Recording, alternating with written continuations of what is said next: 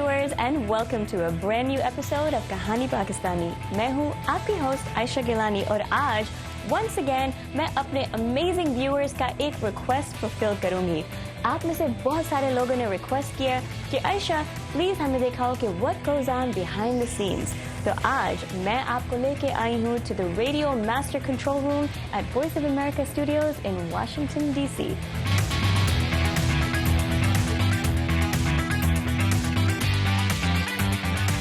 Technology کا نام لیتے ہی ہمارے دماغ میں سائنس فکشن کی تصویر آ جاتی ہے. ہم سوچتے ہیں ہائی ٹیک اور ماڈرن مشینری کے بارے میں، لیکن آج کے دور میں اصل میں ٹیکنالوجی ہمارے آس پاس ہی ہے. I mean everything. جیسے کہ یہ ایک ٹیکنالوجیکل میریکل ہے. I mean ذرا سوچے کہ ہماری زندگی اس کے بغیر کیسے چلتی. آج کا پورا ایپیسوڈ ڈیڈیکیٹڈ ہے on technological advancements.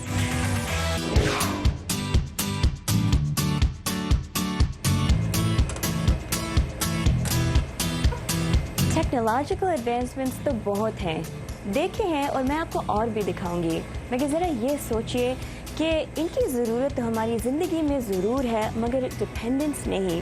میرا مطلب ہے فار ایگزامپل گیمنگ کنسولز اور ان سے ریلیٹڈ بہت سی چیزیں آ چکی ہیں اور ان کے بہت سے ڈائی ہارڈ فینس ہیں، لیکن آن دی ادر ہینڈ ایسے بھی بہت سے لوگ ہیں جو سوچتے ہیں کہ the original way was better.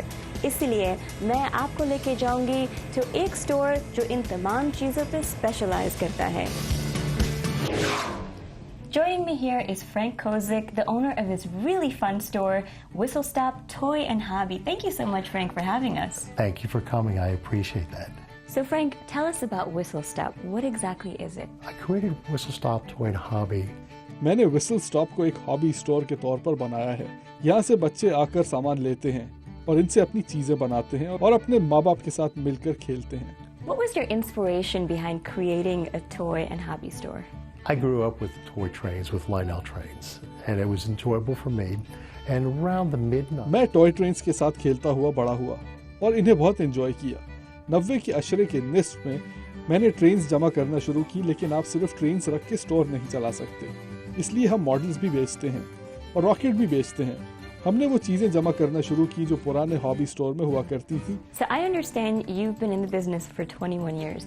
So you've seen a lot of trends change in terms of toys and what kids and adults enjoy. Can you tell me a little bit about that? What I've seen over the years, specifically جو کچھ میں نے گزشتہ کئی برسوں میں دیکھا ہے، خاص طور پر ٹرینز کے حوالے سے، تو ان میں لوگوں کی دلچسپی کم ہوتی جا رہی ہے اور جو اس میں دلچسپی لیتے ہیں ان کی عمریں اب زیادہ ہو گئی ہیں. جہاں تک مستقبل کے بچوں کا تعلق ہے تو حالیہ دنوں میں یہاں کئی ایسی مائیں آئیں اور انہوں نے اپنے ٹین ایجر بچوں کو کہا کہ وہ گیمز رکھ دیں اور کوئی ایسی چیز پسند کریں جو اپنے ہاتھ سے بنا سکیں، چاہے وہ ایک راکٹ ہو یا ماڈل. آپ اپنے ہاتھ سے کوئی چیز خود بنائیں. میں ان کا نقطہ نظر سمجھ سکتا ہوں. ہر کسی کے لیے ضروری ہے کہ وہ یہ جان سکے کہ چیزیں لاجیکلی کس طرح بنائی جاتی ہیں اور ہاتھوں سے چیز کیسے بنائی جاتی ہے، اور یہ ہنر گھر کے کئی معاملات میں کام آ سکتا ہے. Speaking of that, there are a large number of people nowadays who are teaching their kids to be really tech savvy.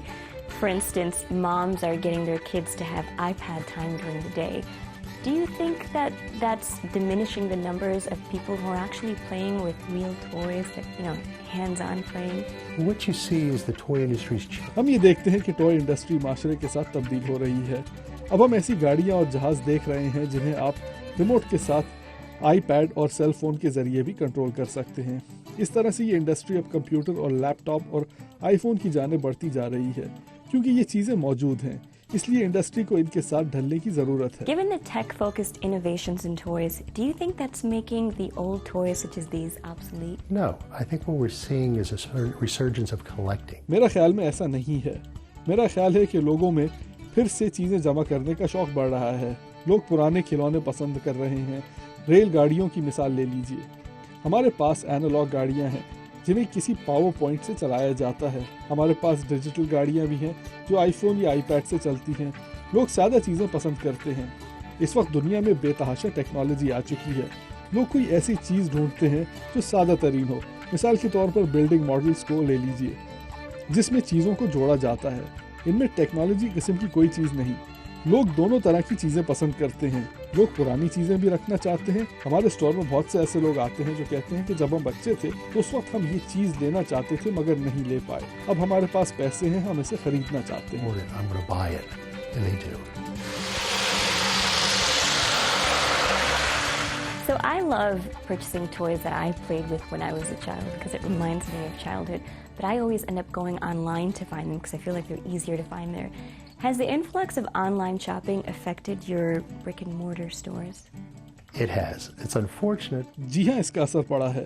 अगरचे ये बदकिस्मती है लेकिन ये सच है. हम एक ऐसी दुनिया में रह रहे हैं जहाँ लोग इंटरनेट के जरिए चीज़ें खरीदना पसंद करते हैं, लेकिन ऑनलाइन खरीदारी का मसला ये है कि आपको हमेशा वहाँ वो चीज़ नहीं मिलती जो आप खरीदते हैं. लेकिन यहाँ सूरत हाल मुख्तलिफ होती है. हम आपको सर्विस मुहैया करते हैं. ये वो चीज़ है जो आपको इंटरनेट पर नहीं मिलती. लोग अब भी सर्विस पसंद करते हैं. वो ये जानना चाहते हैं कि ये चीज़ें कैसे काम करती हैं. वो ज़ाती तौर पर कुछ सवालों के जवाब चाहते हैं. वो बात करना चाहते हैं. मेरी कोशिश ये है कि मैं अपने ग्राहकों से ज़ाती ताल्लुक़ कायम करूं ताकि बड़े होने के बाद भी उन्हें याद रहे कि जब वो बच्चे थे तो वो यहाँ जाया करते थे. What I admire about you is that you're very in touch with your inner child, and it sort of resonates around you. You just glow happiness. Is there a message that you would like to give the viewers of Kahani Pakistani? I do have that passion. I enjoy. मैं जो काम करता हूँ वो मुझे बहुत पसंद है. मेरी बीवी और बच्चे हमेशा मुझे ये कहते हैं कि आपको कारोबार से मोहब्बत है. मुझे लोगों से बात करके लुत्फ आता है. मुझे लोगों के साथ काम करना अच्छा लगता है. मैं जब दूसरी जगह काम करता हूँ तो वहाँ मुझे ये एहसास नहीं होता. इस तेज़ रफ्तार ज़िंदगी में बहुत से लोगों के पास इतना वक्त नहीं होता कि चंद लम्हों के लिए रुककर सुकून का एक लंबा सांस ले सकें. यहाँ हम ये तवक्को रखते हैं कि लोग यहाँ आकर एंजॉय करेंगे और यहाँ बार बार आएंगे. Frank, thank you so much for having me here today. I really enjoyed embracing my inner child with you. Fantastic. I'm glad you came. I hope you enjoyed yourself. I get the feeling you did. And at least we can convey the feeling of the store. Thank you so Absolutely. very much for taking time to see me as well. You're welcome. Hanji, I'd like to order a Big Mac and a chicken biryani. And आप एक छोटी सी break लेकर वापस आए, मैं ये order देती हूँ.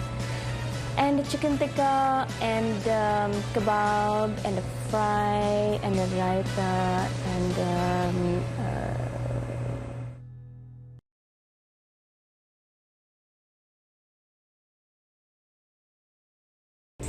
इंफॉर्मेशन टेक्नोलॉजी का रुझान पाकिस्तान में बहुत ज़्यादा रहा है. हमने मुलाकात की लाहौर में डॉक्टर उमर सैफ से जो आईटी फील्ड के फोरफ्रंट पे हैं और जो इस प्रोफेशन को एडवोकेट करते हैं. उनकी ज़िंदगी इक्वली इंटरेस्टिंग है. आइए आपकी मुलाकात करवाते हैं इस आईटी मैवरिक से.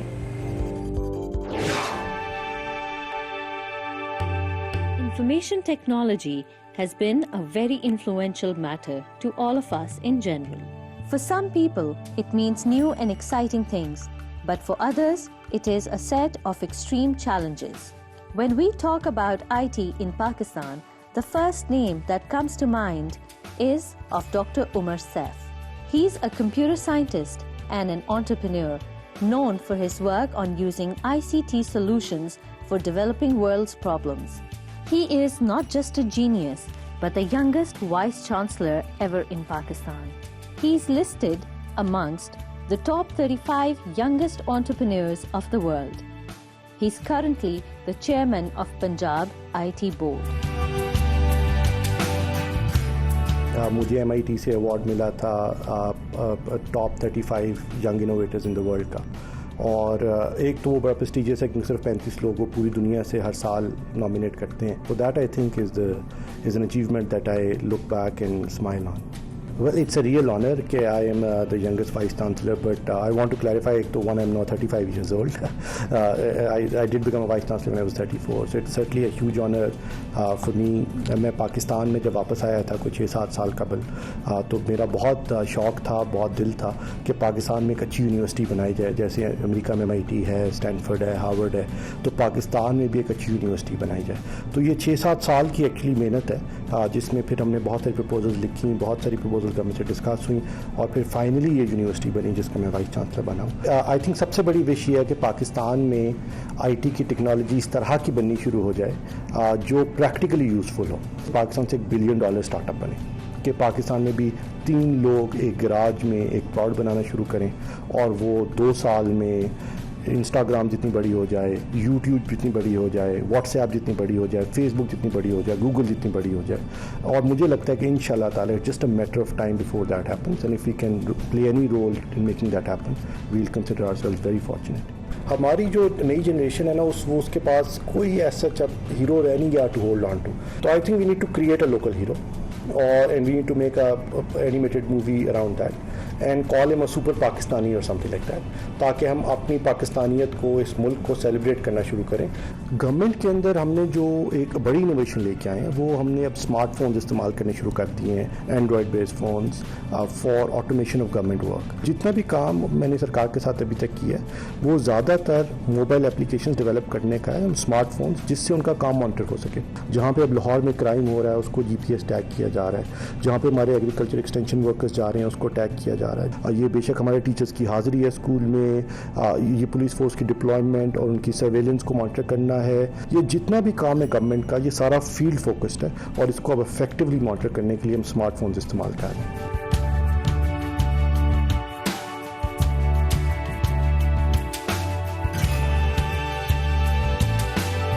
Dr. Umar Saif has not only lifted Pakistan's IT industry, but he's won numerous awards of excellence and innovation all over the world. Umar Saif invented multiple applications and softwares including Bitmate, largest local SMS network, law enforcement computerized systems, computerized education and examination systems, agriculture, and many more successful projects for the IT development of Pakistan. Recently, I never had a nickname, lekin most people who know me call me Doc from my previous life. But in government work, they call me Dr. Saab. Well, in Pakistan, it starts with a disappointment, and visible disappointment, so that people who walk through this door wanting to meet the Vice Chancellor or the chairman of this organization, and then the next thing they typically say is, well, I was expecting an older guy. So that happens a lot. My life is sort of complicated. I'm doing many things at the same time, اور اس میں سب سے پہلی چیز جو سفر کرتی ہے وہ فیملی لائف ہے. لیکن I am very thankful to my wife and my children and my parents, جنہوں نے مجھے بہت زیادہ سپورٹ کیا ہے throughout the life, but particularly now, جہاں پہ میں mostly like a weekend dad, جہاں پہ my kids meet with me over the weekends.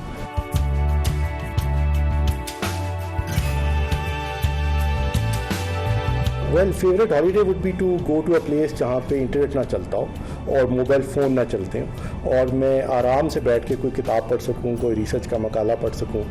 اس کا مجھے بہت کم ٹائم ملتا ہے, یہ میں بہت انجوائے کرتا ہوں کرنا. فیض کی ایک بہت مشہور نظم ہے دعا کے نام سے, اور میرا خیال ہے یہ بہت ریلیونٹ ہے. جب اس نے لکھی تب بھی بہت ریلیونٹ ہے, انفارچونیٹلی آج بھی بہت ریلیونٹ ہے.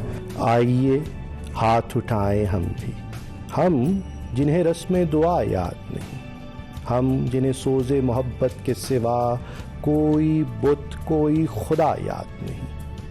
آئیے عرض گزاریں کہ نگار ہستی زہر مروز میں شیرینی فردا بھرتے, وہ جنہیں تاب گراں باری ایام نہیں, ان کی پلکوں پہ شب و روز کو ہلکا کرتے, جن کی آنکھوں کو رخ صبح کا یارا بھی نہیں, ان کی راتوں میں کوئی شمع منور کرتے, جن کے قدموں کو کسی راہ کا سہارا بھی نہیں, ان کی نظروں پہ کوئی راہ اجاگر کرتے, جن کا دین پیروی کذب و ریا ہے, ان کو ہمت کفر ملے, جرت تحقیق ملے, جن کے سر منتظر تیغ جفا ہے, ان کو دست قاتل کو جھٹک دینے کی توفیق ملے.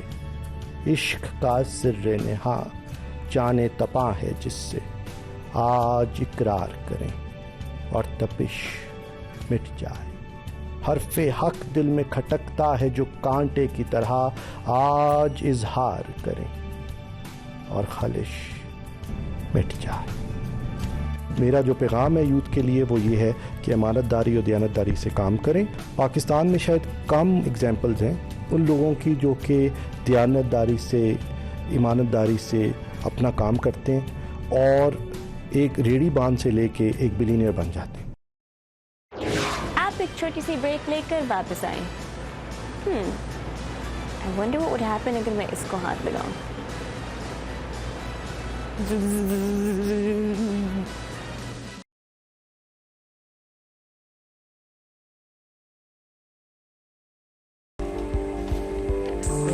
पाकिस्तानीज किसी से कम नहीं, तो हम टेक्नोलॉजिकल एडवांसमेंट्स के फील्ड में पीछे रह जाएं, ये तो हो ही नहीं सकता। हाल ही में कराची में एक फुली फंक्शनल 3D प्रिंटर बनाया गया है। आइए मैं आपको लेके जाती हूँ और दिखाती हूँ कि इसमें कौन कौन शामिल था और इन्होंने ये अकम्पलिशमेंट कैसे हासिल की। मेरा नाम सैयद अली एहसन है।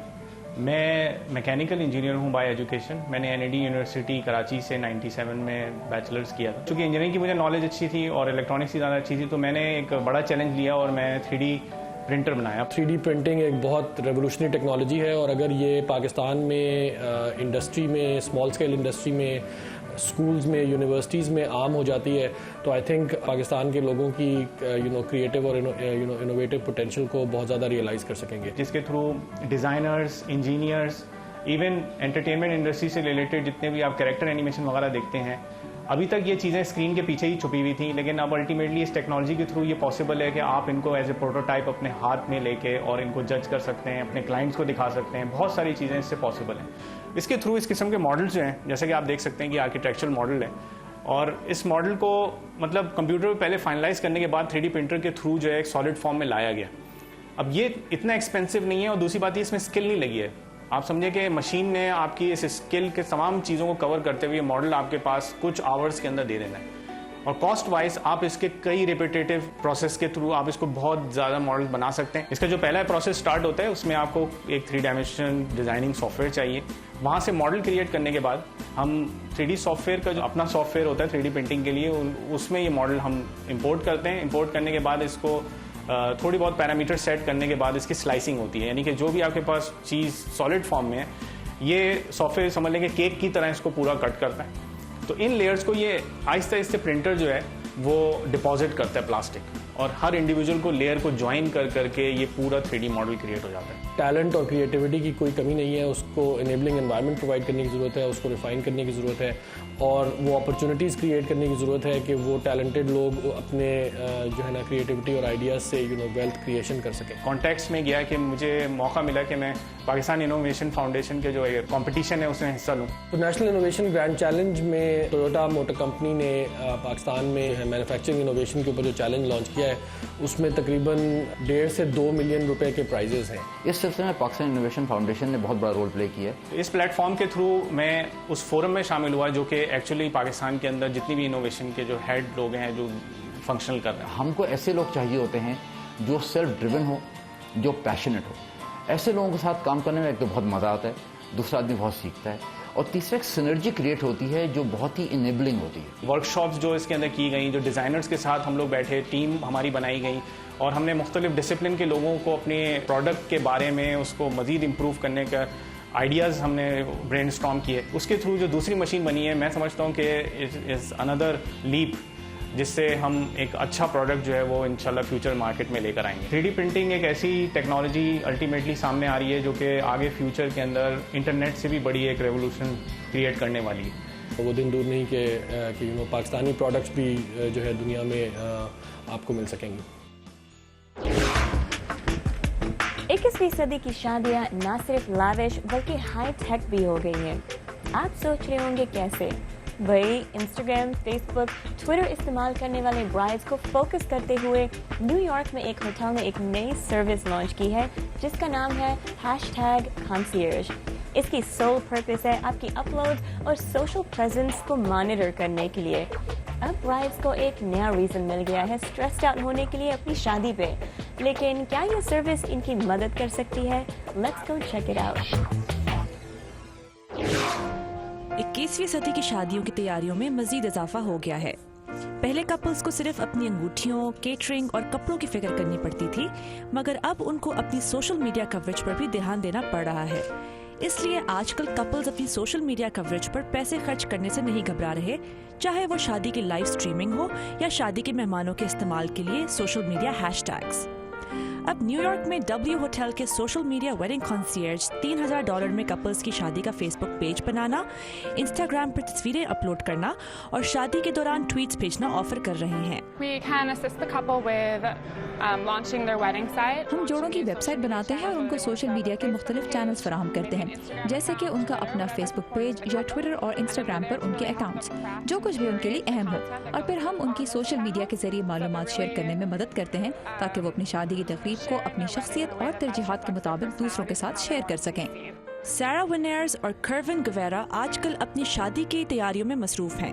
ان کے خیال سے سوشل میڈیا ویڈنگ کنسیرج کپل کی فیملی اور دوستوں کو شادی کے ہر قدم پر شامل کرنے کا ایک بہت اچھا طریقہ ہے، خاص طور پر اگر وہ دور رہتے ہوں اور شادی میں شرکت نہ کر سکتے ہوں۔ میرے سائٹ کے بہت سے لوگ فلپینز میں یا امریکہ کے دوسرے شہروں میں رہتے ہیں۔ جو کہ ہم اپنی شادی سے پہلے، شادی کے دوران اور اس کے بعد کے ہر لمحے میں ان کو شامل کرنا چاہتے ہیں، تو بس ہم اپنی اسی خواہش کو حقیقت میں بدلنے کا طریقہ ڈھونڈ رہے ہیں۔ الیسا کا کہنا ہے کہ کپلز اپنی شادی کے دوسرے پہلوؤں کی طرح اپنی سوشل میڈیا کوریج کو بھی کنٹرول کرنا چاہتے ہیں۔ ہم ڈیجیٹل ایج میں رہ رہے ہیں اور لوگ سوشل میڈیا کے ذریعے اپنی زندگی کے اہم لمحات شیئر کر رہے ہیں۔ آپ کی شادی کا دن ان لمحات میں سے ایک ہے اور آپ کو اس کے لیے کوشش کرنی چاہیے کہ یہ دن اس طرح لوگوں تک پہنچے جس طرح آپ چاہتے ہیں اور جس پر آپ کو فخر ہو۔ W ہوٹل میں ہم ایسے جوڑوں کو یہ سہولت فراہم کر کے ان کو اپنی شادی بے فکر ہو کر انجوائے کرنے کا موقع دیتے ہیں۔ سارا کہتی ہیں کہ اس کا مطلب یہ نہیں کہ آپ ٹویٹر پر جا کر ہر طرح کی تصویریں یا اپڈیٹس شیئر کرنے لگ جائیں، بلکہ اس کا مطلب یہ ہے کہ آپ اپنے عزیزوں کے ساتھ صرف خاص لمحات شیئر کریں۔ یہ ہماری شادی کی خوشی کو ہمارے عزیزوں کے ساتھ شیئر کرنے کا سب سے بہترین طریقہ ہے۔ ہم اپنے دوستوں اور خاندان کے ساتھ ڈھیر ساری تصویروں اور ویڈیوز شیئر کرنے کی بجائے سب سے یادگار اور اہم لمحات شیئر کریں گے۔ کچھ لوگ سمجھتے ہیں کہ سوشل میڈیا ویڈنگ کنسیرج کا استعمال عجیب ہے، مگر سوشل سائیکالوجسٹ گائے ونچ اس بات سے اتفاق نہیں کرتے۔ سوشل میڈیا کا استعمال ایک منطقی قدم ہے، کیونکہ لوگ ویسے بھی شادیوں میں شرکت کر کے تقریب کے اختتام سے پہلے ہی اس بارے میں ٹویٹ کر رہے ہوتے ہیں۔ اس لیے وہ لوگ جو یہ سب کچھ ایک منظم انداز میں کرنا چاہتے ہیں، کیوں نہ کسی اور سے یہ کام کروا لیں۔ الیسا کا کہنا ہے کہ جس طرح لوگوں کو سوشل میڈیا ویڈنگ کنسیرج کا استعمال عجیب لگتا ہے، اسی طرح ان کو کچھ سال پہلے تک ویڈنگ پلانرز بھی عجیب لگتے تھے، مگر اب زمانہ بدل گیا ہے۔ کچھ سال پہلے تک شادیوں پر فوٹوگرافر بلوانا یا ویڈنگ پلانر کی خدمات لینا لوگوں کو عجیب سی بات لگتی تھی، مگر اب یہ عام ہے۔ ہمیں ایک اچھے آئیڈیا کی پہچان ہے اور ہمیں یقین ہے کہ بہت جلد سوشل میڈیا ویڈنگ کنسیرج ہر شادی کا اہم حصہ ہوں گے۔ الیسا کو یقین ہے کہ بہت جلد کپلز ایک دوسرے کو قبول کرنے کے ساتھ ساتھ سوشل میڈیا ویڈنگ کنسیرج کو بھی قبول کر لیں گے۔ میں امید کرتی ہوں کہ آج کا ایپیسوڈ دیکھ کر آپ بھی میری طرح سوچ رہے ہوں گے کہ یہ ساری ٹیکنالوجیکل ایڈوانسمنٹس جو ہیں ایک وقت میں صرف سائی فائی ناولز میں تھی، لیکن پھر جو آج سائی فائی ناولز میں ہے وہ کب حقیقت بنیں گے پتہ نہیں، لیکن when they do, you know you'll see it on کہانی پاکستانی فرسٹ۔ جانے سے پہلے میں آپ سے ریکویسٹ کرنا چاہوں گی کہ پلیز کنٹینیو ٹو لائک ہمارا یہ Facebook fan page, and if you haven't already run don't walk, اور ابھی جا کر لائک کیجیے گا۔ ہم ملیں گے اگلی دفعہ ایک نئی کہانی، انوکھا سفر کے ساتھ۔ میں ہوں آپ کی host Ayesha Gilani, signing off for Kahani Pakistani. خدا حافظ۔